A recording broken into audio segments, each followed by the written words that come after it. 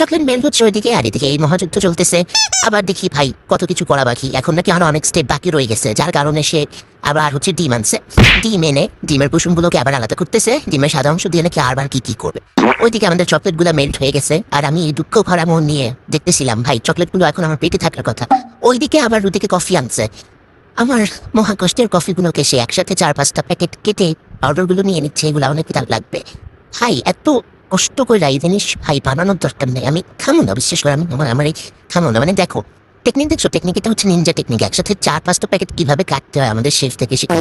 আমি জীবনে এভাবে কাটিনি, কারণ আমি সবসময় আমার লাগছে 2-1 প্যাকেট, এতগুলো প্যাকেট কফি দিয়ে ভাই কি মানে ভাই আমার অফটা আবার খুলে দেখাচ্ছে, মানে আর কাজ নেই হতে। যাই হোক, এদিকে কফি আছে, এদিকে চকলেট আছে, আমার তো নজর চকলেটগুলোর দিকেই। যাই হোক ওইদিকে চেক করতে হবে আবার কেক পুরে টুরে যাচ্ছে কিনা। অনেকক্ষণ হয়ে গেছে, কেকও মোটামুটি হয়ে আসছে, বলতেছে যে না আর একটু ফুলবে। এদিকে ভাই দেখি চিনি শেষ, তো মানে রান্নাঘরে ঢুকলে কিছু না কিছু উল্টা পাল্টাম।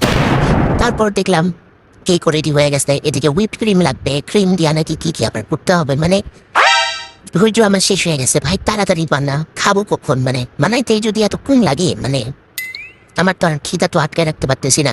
যাই হোক ক্রিমগুলোকে এভাবে বিট করতে হবে। তারপরে ভাই কি জানি দিয়ে ফেলছিল, আমি একটু ওয়াশরুমে গেছিলাম, আমার জন্য ওয়েট তো করবি ভাই।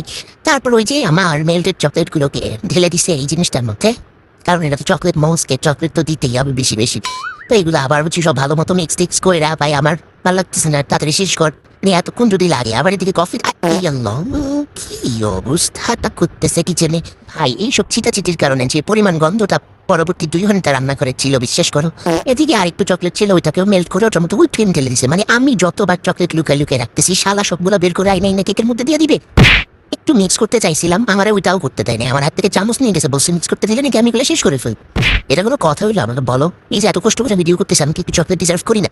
মানে যাই হোক, তারপর এদিকে আমার অনুপস্থিতিতে সে কেক রেডি করে ফেলছে, এটা আর আমি ক্লিপ নিতে পারিনি। এই অন্যায়ের বিচার কে করবে? এইটা কি বাংলাদেশ সরকার করবে? না, করবে না। তো শেষে হচ্ছে চকলেটগুলো দিয়ে উপরে নাকি গার্নিশি হোয়াটএভার ইট ইজ, ওইটা নাকি দিতে হবে, জানি না ভাই তোমাদের এইসব জিনিস আমি।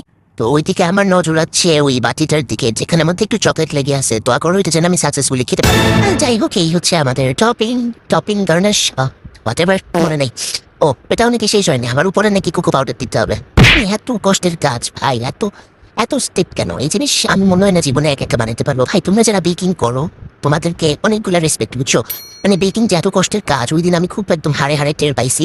আর এইদিকে কয়টা জিনিস যে ভরছে আল্লাহ, এগুলা তুইতে চাই এই ভাই আশেপাশে পড়তেছে, তো তুই মানে এমন করতেছিস কেন তোরা? তারপর নাকি ভাই আমি খাওয়ার জন্য দাঁড়ায় আসি, বলতেছে যে এটাকে 12 ঘন্টার জন্য ফ্রিজে রাখতে হবে।